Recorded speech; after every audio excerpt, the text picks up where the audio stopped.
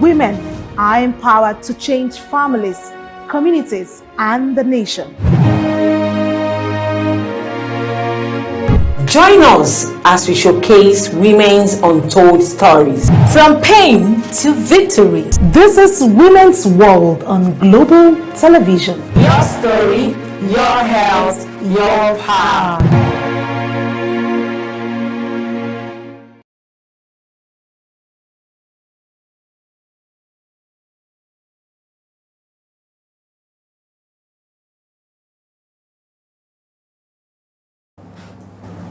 Welcome back. If you're just joining us, it's Women's World on Global Television. Today we explore a topic that continues to spark debate, challenge traditions, and redefine possibilities. Women in power, breaking silence, breaking barriers, challenging system. Across history, leadership space have largely been dominated by men. Yet, women are stepping forward not quietly, but not apologetically, but boldly and confident. The real question remains, are women truly accepted in a position of power or merely tolerated? Now, because while we celebrate women breaking glass ceilings, the journey is often filled with invisible obstacles, doubt, stereotypes, culture, resistance, financial barriers, and sometimes even opposition from other women. Today, we're not just celebrating women in leadership. We are asking the hard questions about what it truly costs to rise. And of course, we're taking this conversation across two powerful dimensions. First, political leadership, where power shapes communities and policy. And second, youth leadership, where power shapes the future and the next generation of women. You know, I kept on asking, Aniette, I kept on wondering what's actually inspire women to go into politics, to inspire for that power, despite they are underrepresented in the country. The amazing thing today is this is the 21st century and a whole lot is changing. Actually. The dimension of things are changing. Women are realizing themselves. Women are knowing their value addition to every sector, every economy about people, and the need for them to be recognized across every value chain. I'm using the word value chain because the human system, the economy, the community is a value chain where there's transfer of value, there's transfer of knowledge, there's transfer of what talents individuals have, that's the women themselves. And if you check through all the electoral process or governance system, where we see across Nigeria, let's use Nigeria as a template to demonstrate what we're talking about, women's participation. Women have had over more than the percentage of men in most cases when you go to viewing points, or that's the polling unit where you have people come out to cast their votes on election day to pick in terms of leadership. And women have seen that it is high time where women step out from the space of convenience of just going to vote, and also now get the point of being voted for, because women understand the value addition they have to give back to the society. So in that mindset, we see that women understand that we cannot just sit and always being, yes, the definition that comes like is a man's world. But I tell people that, so I was speaking to a friend yesterday and he said, if you have a woman who understands, women have direction. Women have direction, and if you're lucky to have a woman who understands you, who guides your path. Because if you look at the system that we have today, a lot of things that has to do with structures or platforms, women are always given the financial thing to handle because they trust the woman. So if a woman is given that platform, what happens to leading?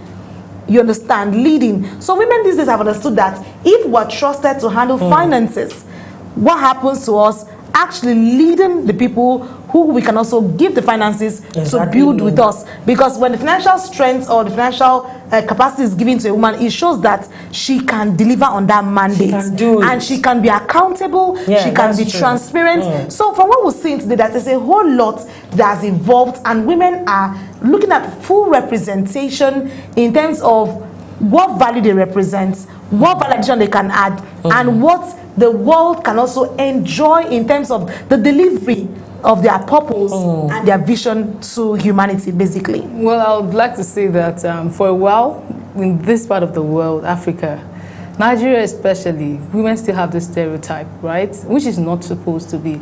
You would think that we have gone beyond these things, but somehow there's still a limiting force. Yes, there is. There's still a systemic, structure that still says a woman is not supposed to do this. A woman is supposed to do this. And sometimes they want to even put it on women. They want to generalize it, which is not supposed to be. I like the fact that you're thinking women should go from being vote casters. But some time ago, we were not allowed to cast votes. Right now, we can't even be on the ballot. But somehow, how do you, or would you say that it cuts across the mind of a woman to just say, I want to contest in elections? You are in an office setting, and somehow do you ever feel like you can rise above the male?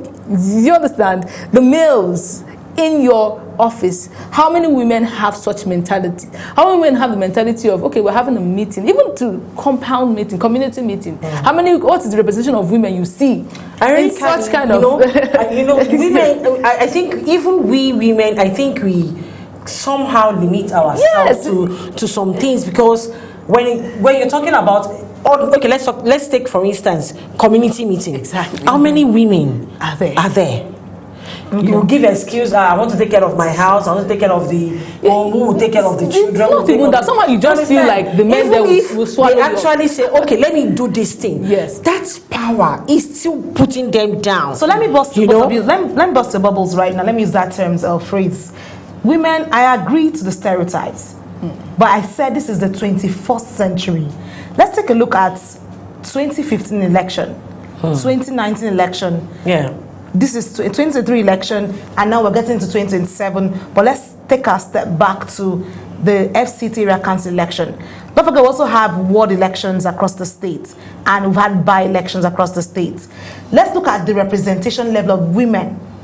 I'm taking it back from 2015. The same thing that just what I was saying. Look at it. Yes. Okay, let's take it back to FCT election. How many women representation do we have there? We have just one. No. It's one. If you talk about chairmanship position, that's one under the party level. Okay. We have the party representation. We have women who have come out to say, if the ones the party have recognized to bear the flag for them, or they should be the flag carrier for the party. Yeah. That's for that party. But let's come down to, apart from the chairmanship level, we also have the councillors. So who says a woman cannot be a chairman? Nobody says that. That's why a woman is also speaking for her, coming out to say, and the one that has stepped out is also having support. That's why I said in the 21st century of today, I'm not against the stereotype, because it's a growing process. Yeah. It's a gradual process that is developing over time, and we'll get there. Of course. Because it's a phase. Because let's look at, like I said, 2015, we didn't have the understanding that we have that what happened in 2023, and the kind of women that came out to also say we want to contest. Like I said, women are beginning to realize the need to also be voted for, and they also need to also represent themselves, or women folks, and also stand in the role of leadership. I think we should ask ourselves this question: would you vote for a woman? Why would I vote for a woman? Would you go because to the I have seen, why not? And maybe you don't know. Okay, example, you don't know any of the candidates, and you now see a man on the ballots. You're just passing by. So let me just go and cast my vote. You see a man, you see a woman. Would you vote for the woman? Let me clear this. Let's clear this. Before the election day, there are processes there are electoral processes. Yeah, really. And in the electoral processes, there are periods where there's awareness creation and campaigns. So there's no way you can just walk. It's possible. There are people that don't even know that there's something called FCT area council elections right now. We raised that issue. The media raised the issue to the commission and also to the that's INEC and the FCT point. That's the REC. We raised it that few days to the FCT election, or few weeks rather. People don't really understand, don't even have the awareness. That's because we're asking for awareness creation through the jingles and all that, and they said they were doing their best, and of course they actually did their basic part in terms of engagement with stakeholders. But let's look at the stakeholders' engagement. The only persons that have taken this awareness to the grassroots, because this is more of a grassroots election, it is the candidates that have gone to communities. I have seen quite a number of them in their campaign trail taking this to the grassroots level to create the awareness. So apparently, like I said, it's a grassroots election, so it goes down to the community level that would vote, because it's at their level. I just want to know your own. You're not from, let's just say, you're a random person. No. That's what I'm correcting. I said it's electoral process. Would you, because I have a PVC. Yes, of course. And the PVC, no, that's what I'm trying to explain. You have a PVC. And the PVC will also take you to your polling units, and your polling, you cannot just wake up randomly from Lagos. I'm just assuming that you don't know any of the candidates in depth. No, there's no way I will not know any depth. It's not visible. That's what I'm saying. There are electoral processes. Yeah. You cannot just wake up randomly and say you want to go and vote and not know anybody. So you are saying, and then, instead of going randomly to vote, it's better not to vote. Better not to vote, because yes, there are issues of voter apathy, and that's the reason why awareness creation is top priority. That's why you see, it's a multi-stakeholder thing with INEC, where people create the awareness, and that's why I said the same thing to a colleague today at the press conference, where the REC was speaking to journalists today to say you need to understand. The person was asking, this is the simultaneous voting accreditation and voting at the same time. I was asking, how would they go and register and later come and vote? This something has been gone far past. It's not now they're doing you're speaking about it in without knowledge because you are in the system. That is the reason why we're here. We're here to talk about it so our audiences can understand. That's why I kept clearing to you that there are electoral processes. You don't just jump the gun. You know, there are steps to these things. So if we're talking about, we can't talk as if we don't get the picture. We need people to also understand the process. Because one of the issues that has been raised is voter apathy. You know, because it's been happening since 2023. 2023, there was a comparison. I was in Anambra State for election, and there was a comparison through election and voting process and how people have come out to see the turnout of voters on election day due to the issue of voter apathy. And a lot of things were raised as concerns. Flashpoints, you know, vote buying, those are things. Initially in the days, we used to all have ballot box snatching, but with the introduction of beavers, it has not really gotten that high amount of ballot box snatching had actually reduced a bit. I'm not saying totally out of the face, but it has actually reduced a bit because the beavers captures you, either your thumbprint or your facial recognition, and you cannot come up twice to register because the beavers would know that you've been there before. Okay, so basically we are focusing on women, right? Yes, basically. Women representation in politics. And we are saying that, or I particularly am saying that there is still a mindset that because I am a woman, I cannot do this. You know that you are allowed to, maybe by the law. The law says, you're free to. But it's not just about the law. What is the notion? What is the everyday reality? Do you know, I kept on wondering that what needs to change to encourage more women participation in leadership? You know, let me bring you both of you by your minds back. Maybe this is because of Friday's lecture, your minds are not. Let's get straight to this. We've had a guest on our program speak about issue of women representation and women in governance issues. And yes, one of the issues we've had is financing. Financing, yes, that's true. Financing has been one major concern where women feel they cannot compete with the men in terms of who sponsors them. Of course. You know, those are issues. And we've always looked at where platforms where observer groups, civil society organizations, media houses, people who, you know, so are you saying that women should look for sponsors? No, I'm not saying for sponsors. I'm looking for... Or they should have their money. No, there are women who are blessed. Of course, there are women who are blessed. But how many of them? The issues that were raised when we had that conversation last time we had a guest here was the fact that women who have the money, not all of them support these women. Let me give you scenarios. That's true. We've had women who have been privileged to be in the position of leadership who have missed the opportunity. We've also had women who have also done very well in the place of leadership and governance role, and they have represented women well. We've had the stereotype issue where women, they feel, oh, this one, can she really deliver? Because like I said, it is the 21st century and a lot of things are changing. We are not totally there yet, but it's a work in progress and we're gradually getting there. Forget the stereotypes. Like I said, it's a work in progress. We've not, compared to when we had Sarah, what's her name? Sarah Jibril. Come to contest. Sarah came out to contest and we just had one vote. One vote. So, and that was voted for herself. That means what happened to the before then, you saw women, you know, hailing her. Yes. Let me campaigning with her. For me. Yes. And that's what we see. Do women really support women? No, that's why I said back, compared to that time when she came out of election and now. Do you understand? We've seen women come out, advocacy groups to speak about reserved seat for women. It shows that women have had this mindset that they've gone for this advocacy through the State House of Assemblies, the local government areas across the 36 states to create the awareness of reserved seat for women. Because women are actually changing in their mindset to begin to support themselves. Because they've seen this multiply or replicate itself across different countries, like in Kenya. We've seen women do very well. And Nigerians are looking up to, if Kenya can do this, what happens in Nigeria? Who is seen as the, what's it called? The giants of Africa. So if we start building that capacity with women over time, we will get there. The stereotype you have in mind, because like I said, most of the thing that comes as an obstruction or a mindset is usually finance. Basically, I don't think it's just finance. No, I'm saying basic. I don't think, because there are other. Okay, let me give an example. Yeah. Okay. In my community or in my compound, we're having a meeting, and then my husband says, "Go represent me." We're not talking about money now, just to go and represent. And then other men in the compound have told their wives, sit down in the house. I'm going. And then they come there and they are seeing one woman there. You know, somehow they just feel like this conversation is not, until you talk and talk. You always have to prove yourself as a woman. In this part of the world. Let's leave elections aside. Yes. You always have to show that. You have to prove yourself. You have to go the extra mile to convince beyond reasonable doubt. And it shouldn't be so. I think we should have laws that say if a man is the president, a woman should be the vice. If a woman is the president, a man should be the vice. We have such laws that combine genders to make sure that they are fully represented at national levels, at state levels, at local government levels. Else, really, we will not get there, because it's not just about money. I'm telling you, it's not just the money thing. There are everyday opportunities, everyday leadership roles that don't even require so much money. When you look at the woman and say, what are you doing there? There's a particular season that I think there was an incident in my community. Someone was robbed or so. And then I was going, I was like, but I'll go and call your husband. I'm like, what is wrong with you guys?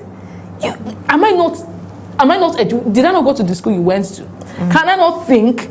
I was listening to something yesterday, and someone says, if you notice a man that is hardworking and constantly, or he has refused to maybe make progress financially, that you should check that man. That man has shut his wife up. You see someone that is working hard, doing all he can. But there's no shame for it. If you check it well, that man has shut the wife up. When I started the comments, I said women have direction until you allow her in to guide you as well. I'm not saying the men are daft or something. I'm saying that's why we earlier talked about it on our program. We said a man is the head, the woman is the neck. This is a support system that needs to work through. Exactly. I understand the perspective you're coming from, where you say women are always asked, what are you doing here, on all that. Like I said, it is something that we need to prove it. It's not supposed to be so ideally, but what we have seen today is what is playing out. That's why women have also taken it upon themselves to say this narrative of things has to change. Do you know that? And it's a work in progress, like I mentioned. Women, it takes you courage to break it, because sometimes you're looking at what would this my fellow woman even think? Other women are succumbing. Do you understand? So for you to you appear as a stubborn person, you appear as life does not give you life does not give you things on a platter of gold. You take it. Courage. No, you just take it. You take it. It takes one to have courage to a large extent, to look at other women. Let me ask you, how do you define courage in terms of taking? Because we understand the Holy Book says the violent take it by force, and women are not fighting in that perspective. So you are looking at it. No, I'm trying to explain something. I think women are acting according to the Bible, because the position will not come to the women on a platter of gold. So you have to fight for it. You have to keep on pushing for it. So you're up against some kind of labeling, stigmatization. That's why we're fighting and acting for it. Can we not have this notion? Can we? When will it die? Because this thing it's been there it doesn't really exist. I don't really feel like it's as present as it is in Nigeria, like other parts of the world, especially civilized country. How did they get there?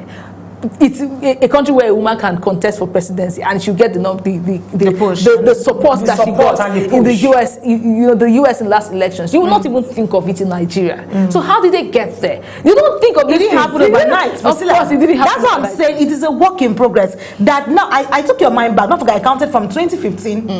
This is 2026. So over that we've had. Yes, we've seen the changes over time. So it is not a stereotype. It is a work in progress, and we're gradually getting there. Well, that's the picture I am trying to throw to you. That it's no longer a stereotype thing that women are just victimized anymore. Yes, we know that. I think it's still the community. Because wait, after Sarah Jibril, yes, who else have come out to say I want to be the president? No, well, we've not seen president's contestation. We've seen governorship. We've seen governorship. After Sarah Jibril. Yes. Which of the governorship? Which of the governorship? I think was that Adamawa? Oh yeah, I think it was Adamawa. I'm not sure. But I had that. She did not win, but she put up a good contention. That's what I'm trying to say. So women have actually not kept quiet totally. That's what I'm trying to tell you, that it is a work in progress. And for Sarah Jibril, for me, I think she should have started somewhere. Not just jump to presidency. I'm not saying she could not do that. No, let me explain. A man can start from presidency. No. Let me explain some things about political space. Okay. We've if you want to say political in the political, it's like a career path. Yes, political intelligence. If you want to talk about that, it's different. But also, I'm not saying that it was a wrong move, but I'm saying in terms of political growth, because there's one thing with soiling your feet in terms of let people know your value addition in terms of the governance from the growth level. Don't forget we had Joyce here, who was also one of the women who's also going through contest, and she talked about it. That it's not as if she could not go, or she doesn't believe in herself in handling the chairmanship position, but she wants to start at the grassroots, at somewhere. So it is a growth over time that takes people to that understanding and giving women that full representation they need, and will gradually break those stereotypes as time goes. I totally agree with you. Yes. All the same, I really want to say that it depends on your environment. There are people that are coming from their own environment. This is your reality. I'm telling you, it's far-fetched. Basically, you are speaking from your experience, your environment. No, I'm not talking about your village culture. I'm talking about the kind of friends you have. Do you understand the mindset of people you work with? That's why your network is your net worth. That's one thing I tell people. So you need to be conscious of it, because if you need your mind to build in terms of what you believe can stand for you, that's what I'm saying. Women should gradually begin to remodel their mindsets. That the 21st century we are today is no longer a sit at home. Women are no longer women in the kitchen. Women are now in the offices, they are now in sectors, and they are building capacity. Yeah, that's because the generation we have today, the Gen Zs and the Gen Alpha who are coming up, are not the ones that want to just sit back or be laid back. They want to stand tall, take leadership position, take governance, and do exceedingly well. And it comes from a place of purpose. You're not aspiring to take leadership position because you just want to. No, because you really you have value addition to give. Exactly. That's how it is right now. All right, very powerful conversation, insightful, reminding us that representation is not just symbolic, it is transformational. We will take a short break now. When we return, we'll shift from political leadership to another vital dimension of power, raising the next generation of female leadership. Stay with us. For too long, women were told to stay quiet, to endure in silence, to face challenges alone. But silence never define us. Women are actually one of the best peace builders you can come across, because they will build peace in the home front, they will build with their children, they will build in the community, they will build at their meetings and in their churches. Across Nigeria and beyond, women are breaking barriers, from entrepreneurs building thriving businesses to mothers transforming communities to everyday women. Women's World celebrates all sides of womanhood. We share untold stories of women from pain to victory. This is more than a show, it is a platform for women to be seen, heard, and to be empowered. Every story matters, every voice counts, because women are empowered to change families, communities, and the nation. Join us as we showcase women's untold stories. From pain to victory. This is Women's World on Global Television. Your story, your health, your power.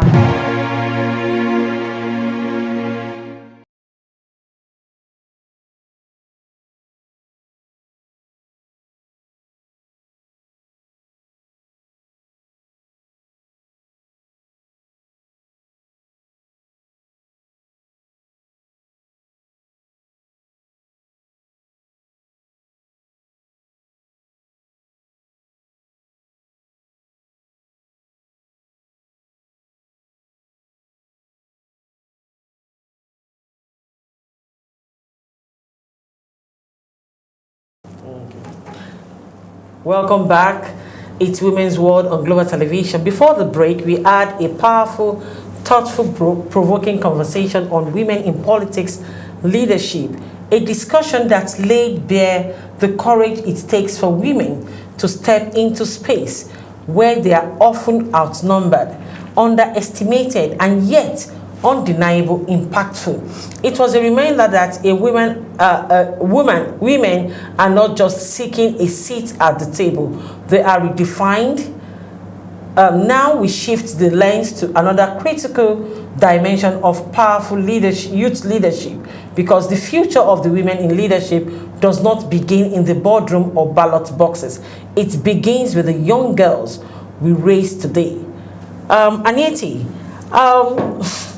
we're still talking about youth leadership, talking about the Gen Zs, the Alphas, the Gen Alphas. They don't want to lay back anymore. They want to take the front. They want, what perspective do you think they can take in leadership? So I'm going to go back to my initial conversation, which I had, and I was talking forward on the break, where I said the Gen Zs today are not laid back. A lot of them are very intelligent, have creative mindsets, who want to try new things and bring out the best of themselves for people to see their vision or their purpose in life.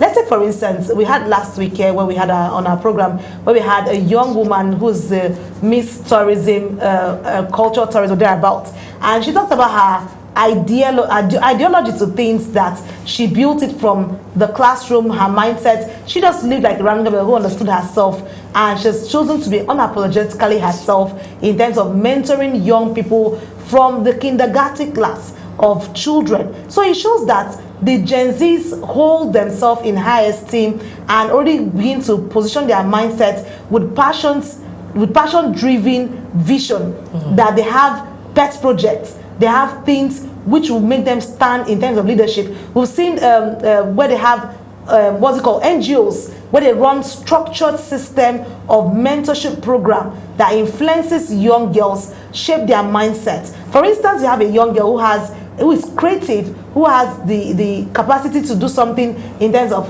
a fashion line, or in terms of what's it called, creating an idea for herself to stand tall in building people. You see that young girl still stand and speak in a multitude of people because of her passion and the drive. And then when you have people being supported with this kind of mindset, you see them give the best of themselves, because they know that in the long run, I am a young girl who tomorrow will become a teenage girl, and then from a teenage girl you become a lady, and then from a lady you become a mother tomorrow. So when you're able to build yourself and have direction or purpose, you will be able to understand that I can possibly lead. Let's take, for instance, young girls who are firstborn daughters, because there's this myth that goes on that firstborn daughters are already matured before they are prime, before they stand to their test of time, because they take up responsibility. We've seen young girls take up responsibility and build themselves in that part. So the Gen Zs today know that leadership role is what makes them stand out. It is one thing, because I've seen scenarios where young girls stand in the tech space, and they are doing so well. I've seen young girls who have been in tech space earn money more than their male counterparts because of their brains and their purpose. Because like I said earlier to Priscilla, I said this generation we have today are not laid back. They're not waiting for you to give them anything. They want to take it because they know their strength, they know their ability, they are sure of their capacity to deliver on that mandate or that task you put in front of them. Because they know that if they let it go, it is one person that has passed them and they might not get it back again. So they take advantage of every given opportunity they have to ensure that their value is felt. By the time they're out of that space, you will look for them, because you'll be like, oh, that young girl who did so thing. Because, okay, let's talk about this in the world of sports. There's a young girl today who is Bolaji. They're about, I'm talking about second name. Bolaji Amusan. Amusan, no, not another Amusan. Bolaji, she's playing in the para games today, but who's doing fantastic. She's world number 1. Toby Amusan also did her own, which has also stood her very well for Nigeria. And let's talk about the sports space. Let's look at the business line. We've seen women who are standing in the business world and also doing well in the banking sector, leading men.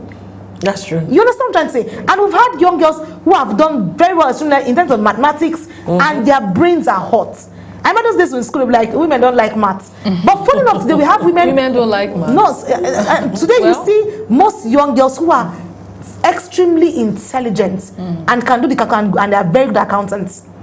So you see that young girls over time are growing, and they have mentors or people they look up to want to pick up that pieces and also lead, you know, because they know that leading is the only way out, and they cannot be laid back. Well, contrary to what you're saying now, I understand where you're coming from, but I really feel like this generation, not all of them though, they are not so open to mentorship like What do you mean? else.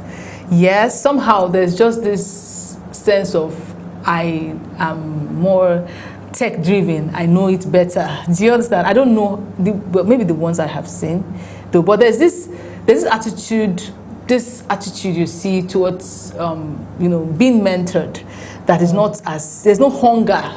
I don't know about you though, because basically I feel like everything now is on the internet, so they have this notion that I can get knowledge online. Why do I need you after all? You know, what do you even know? I mean, do you know how to use ChatGPT? Do you know how to use Gemini? Do you know how to use all of those things? So I don't know. We are going to have a guest, a more professional person in that space. She is, of course, she tell us her experience. But I really feel like to be able to lead these guys, you need to enter their world. You need to know at least a little of what they know, and it can be a challenge for the adults, the older generation, if they are not able to cope. Yeah. So let's hear from our I'm trying to get your picture. Yes, but to understand how mentorship is a problem, because I've seen a lot of people who are still open to mentorship, who ask questions. Yes, we have a class of Gen Zs today. Like I said, we're moving from the Gen Z to Gen Alpha, because we have the Alpha who are even more smarter than the Gen Z. You know, so that's just the mindset they are actually working with. But over time, like I said, the world is evolving. But let's have our guest who's joining us to speak to this issue and tell us how the conversation is a voice of passion about shaping young leaders and empowering the next generation of women to step into power unapologetically, one that focuses not just on influence but on building systems that raise confidence, discipline, and purpose-driven young people. She is a leadership mentor and a youth development strategist with oversight responsibility for teenage ministry structures within her zone, providing spiritual guidance, leadership mentorship,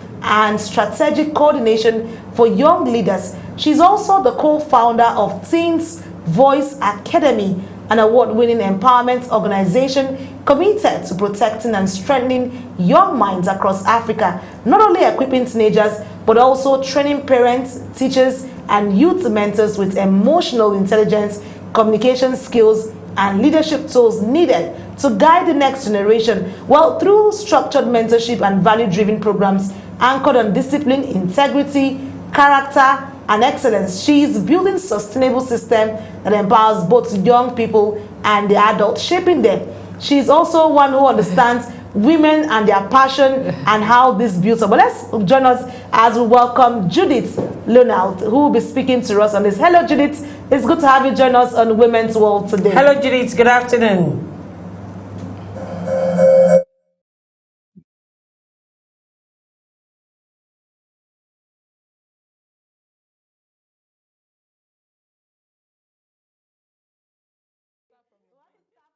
I deliberately said that, tap your brain, because we don't understand how your leadership value is or perspective to young people is molded or driven about with what we have today with a young generation of people who are passionate and purpose driven. Please talk to us on that particular mindset. What does power mean from a youth leadership perspective?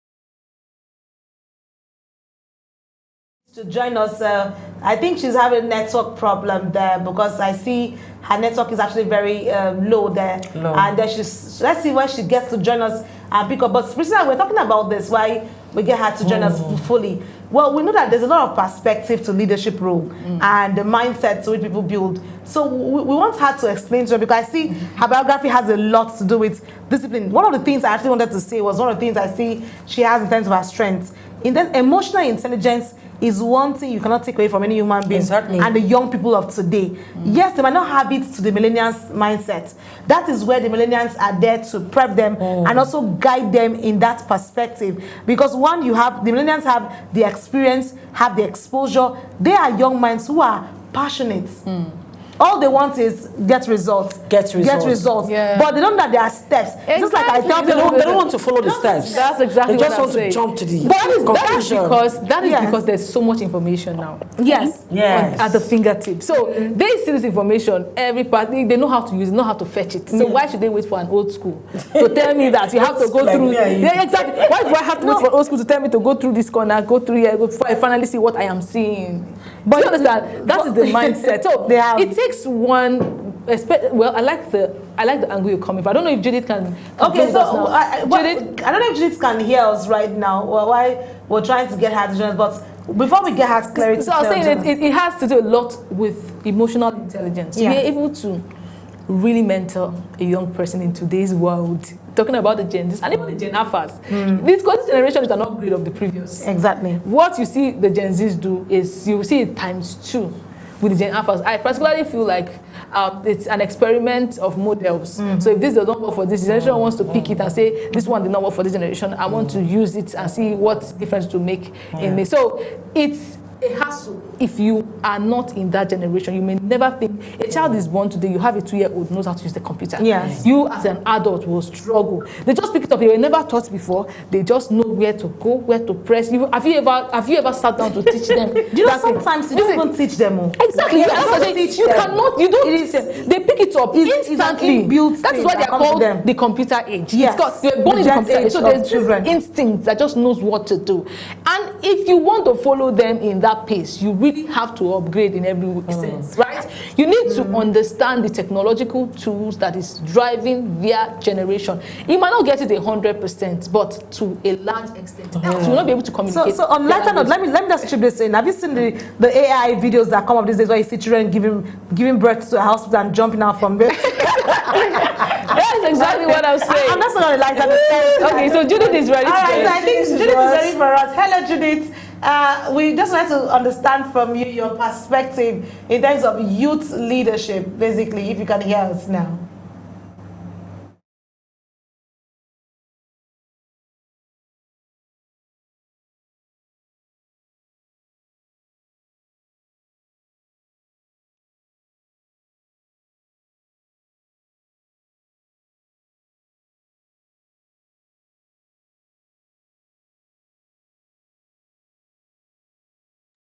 I think you should probably try and move from the where you're seated and get somewhere else and see if you can get more clarity or better network reception, and then you can join us shortly if you can. Just move away from where you are and see if you get a better reception Can she and join us if you can hear us loud and clear. But let's talk to us about these issues.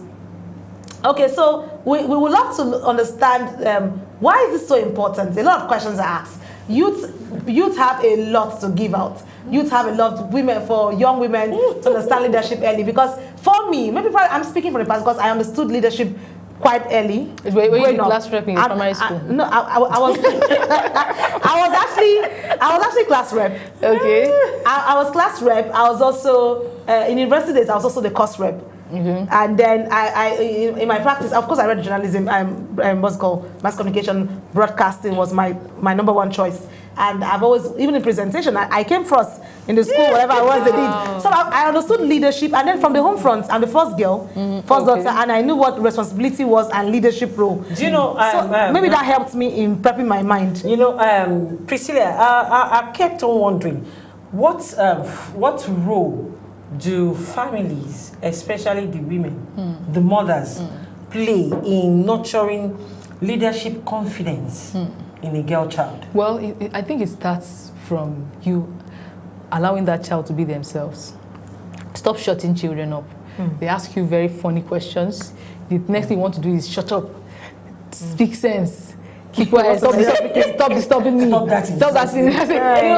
Allow children to be children, because that's where it starts from. Yeah. When you don't give them the ability to express themselves, they bottle up. They just feel unaccepted by the world. Because if you that brought them to this world cannot accept them, who else will accept them, for heaven's sake? So you should allow kids to express themselves. Answer the stupid questions. Sorry to say that, but it might sound, weird, absurd. It might sound, insensible. But answer it. Answer it and educate them. Let them know that they can speak. Let them know that you listen to them whenever they talk. It builds the kind of confidence that you can never imagine. That is where it starts from. And then give them roles. Allow them to contribute to your ideas. Don't look at them as if they are kids. No, even as little as 5, 6, 4. When you're trying to do anything and the child says, what do you think? You ask that child, what do you think I should do? They already know that their ideas matter. When if their ideas matter to you, they will matter to the world. It will matter to that person that is stranded. Yes, so as little as they are, ask them to contribute. Ask them what they think, and they are able to take it into the world. And of course, start to, put that mindset in them. You are a leader, speak to them. It's positive words. Don't be negative. I know it's difficult. I think schools need to do more as well. Because I noticed that when you're outspoken, maybe, let's take secondary school for instance, when you're outspoken, maybe a teacher is doing something wrong and you're trying to stand up for yourself or stand up for the rest of the students, they will want to shut you down. It's the truth. Let me give you an example. Something happened in my child's school. There's this sandal that students wear. That sandal looks like canvas.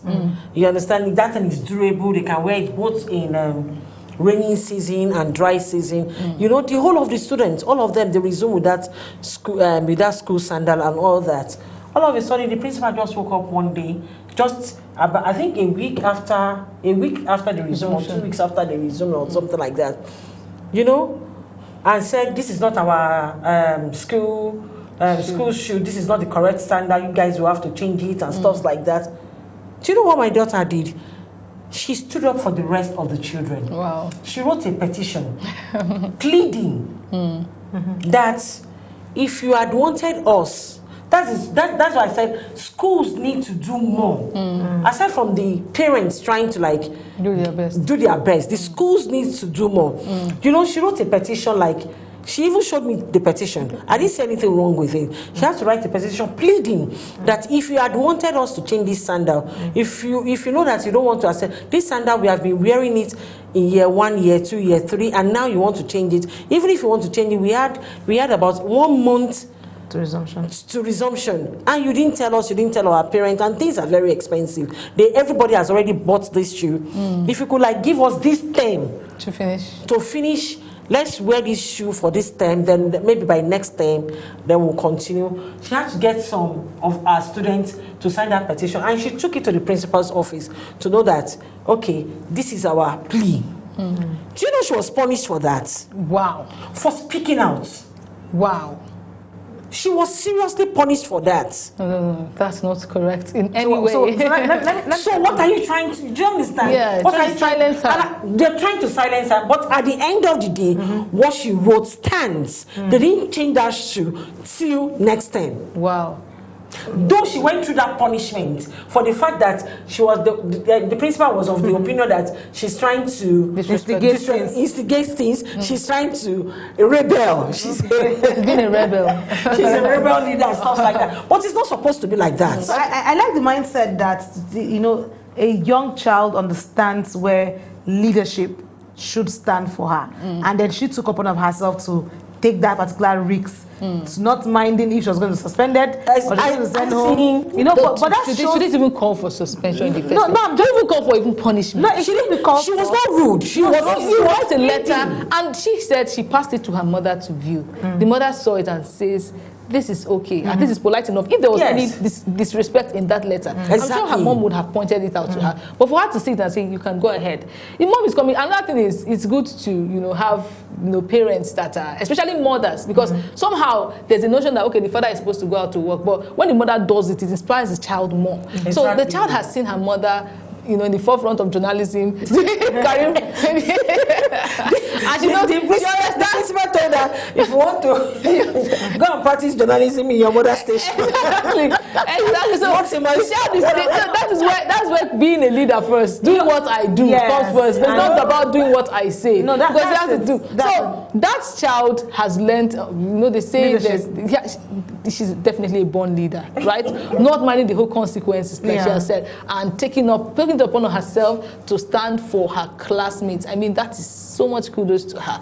Again, it just reminds me of an experience I had when I finished school. Like the first job I got, the man had told me, okay, this is what we're going to pay you. You're going to give me the job description. You will do this in the office. I was employed as a business developer for a loan company like that. So they told us, you will do this, you will do that. At the end of the month, we'll pay you this. And we agreed, because all they told us, you'll be in the office and just tie. Anybody that walks into the office, you will take you will give the person loan, or you register the person in the app, and all. That's what we're basically meant to do. It was getting to the end of the month, and the man said, how many people have you brought? Wow. Like, I don't understand. You tell me to bring anyone. If you don't bring people, I'm not going to pay you. I'm like, do you know that guy, they ended up paying salary and slashing the money for what we did not have an agreement. And I wrote my letter. I just composed a letter and forwarded to the management. And they saw the letter, they were like, my other colleagues left. They said they will not do the job. My other colleagues just collected the salary and just left. They just resigned. I said, no, my salary, I must collect it. It has to be complete. We did not have such an agreement. You did not tell me that you're not pay. I have to market before you pay me my salary. When I submitted that letter, the owner of the space looked at me and was like, wow, come back and come and work for us. I'm like, wow, do you get it? So I had to tell them no, because I already seen it. I just, at that point, they paid me. They didn't pay another person. But you paid. They completed my money, and they said, we need you back. Do you understand? So it takes courage, and it takes you coming from a family that loves you, family that supports you, because a lot of people cannot, because they have not been raised in such a family. The family you come from is the one that always criticizes you. That every other person can criticize you. That is where family comes. I understand that society. Family comes in. It gives you that support. No matter how they punish your daughter tomorrow, she knows that my mother stands beside me. Nobody's voice can be bigger than her own. As long as she okays it, okay, I'm good to go. From what I was saying so far, I was saying that it takes a whole lot to understand your vision, your purpose, have a direction in life. And with that, you can nurture young people who want to be leaders, who want to stand tall, who want to be represented, who want to also be seen in the space of stardom, that they have value addition to give. And we've talked about this a whole lot, and we hope that every young lady, every young man, I don't want to stick to the ladies alone, that has watched us today and seen what we're doing, will understand the role it takes to be a leader, not just talking about it, but also doing the part or playing the role that will make you stand tall in terms of leadership. You know, today's conversation reminds us that women in power are not just breaking barriers, they are rewriting history. Power is not just given, it is claimed, it is earned, it is sustained by courage. Whether in politics, communities, homes, or mentorship spaces, when women lead, societies progress, because empowering a woman does not weaken society, it actually strengthens it. So on that note, we would say, let's view the world where women in leadership are no longer seen as exceptions, but they're seen as a norm. Yeah, that is it. All right, this is where we draw the curtain on Women's World this week. Join us again on Global Television, channel 365 on DSTV and 276 on Star Times. To stay connected, kindly follow us on all our social media platforms using @Global TV NG. Thank you for watching. I am Kike Lomo Okere alongside my co-host. Always the delectable. Don't mind on the lighter notes. I am Anieti Patrick. And I am Priscilla Obasi. It was good to have you. Have a Thank lovely you. time. Bye. Bye.